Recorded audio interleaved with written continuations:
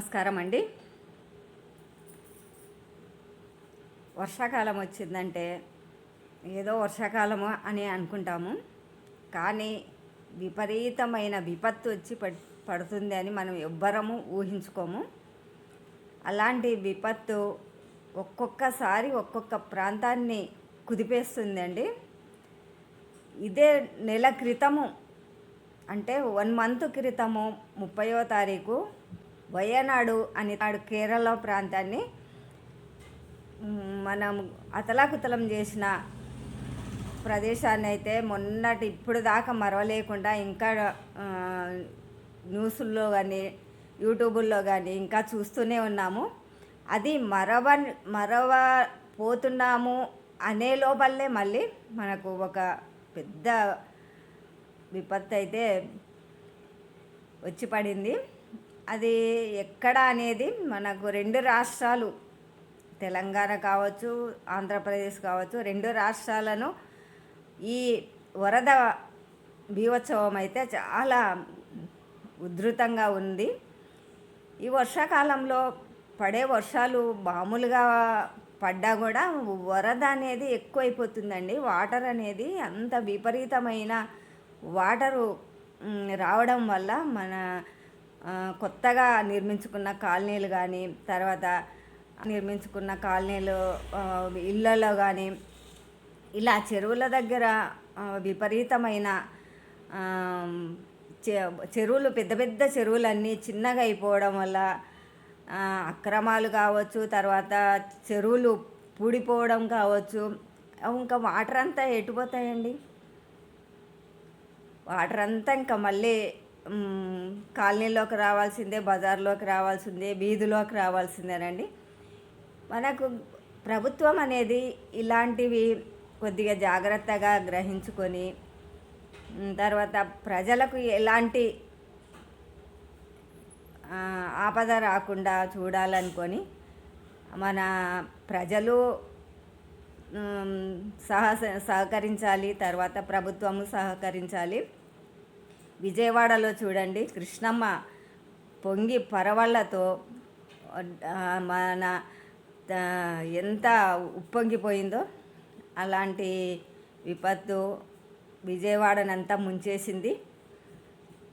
ఒక రకంగా చెప్తే కృష్ణమ్మకు తాండవం చేసే శివుడికే తాండవం వస్తుంది అనుకున్నాము, కానీ ఆ దుర్గమ్మకు కూడా తాండవం చేసే ఛాన్స్ ఉన్నది, చేసింది. చూడండి, ప్రకాశం బ్యారేజీ అంచుల దగ్గరకు వచ్చి వెనక్కి తగ్గింది, కొద్దిగా శాంతించినట్లే.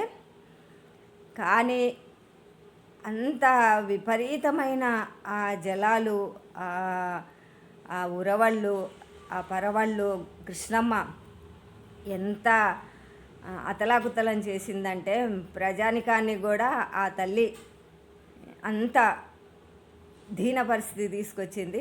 అందరూ సహకరించాలి. మంచి మంచి మన సినిమా తారలు కానీ, మంచి ఇంకా డబ్బు ఉన్న వాళ్ళు కానీ సహాయ నిధిగా విరాళాలు ప్రకటిస్తున్నారు. మన జూనియర్ ఎన్టీఆర్ అంటే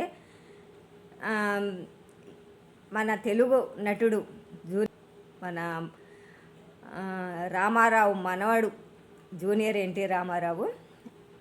అతను 2 రాష్ట్రాలకు గాను కొంత డబ్బు అయితే విరాళంగా ఇచ్చాడు.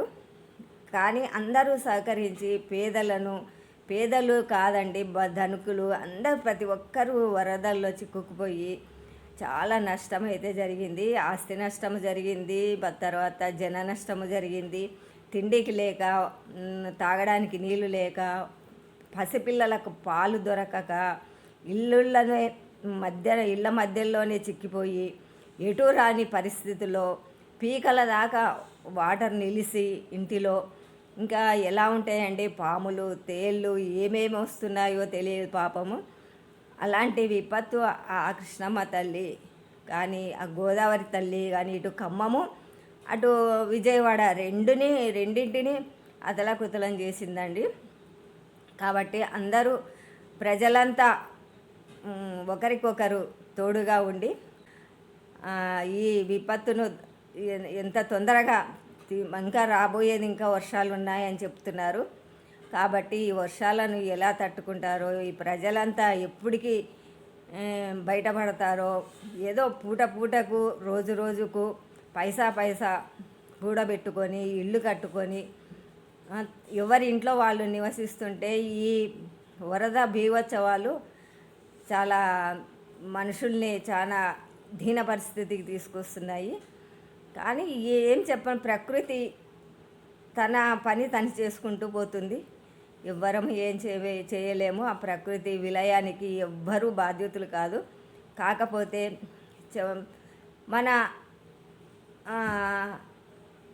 పరిస్థితులు అలా ఉన్నాయని చెప్పి మనం బాధపడకుండా ధైర్యంగా పిల్లలకు, ముసలి వాళ్ళకు, ఎవరికైనా ఆపద అనేది ఒక గండంలాగానే ఉంటుంది. పసిపిల్లల కాడ నుంచి ముసలి వాళ్ళ కాడ నుంచి ఆదుకునే నాదుడు కావాలని ఆకలితో అల్లాడుతున్నారండి ప్రజలందరూ.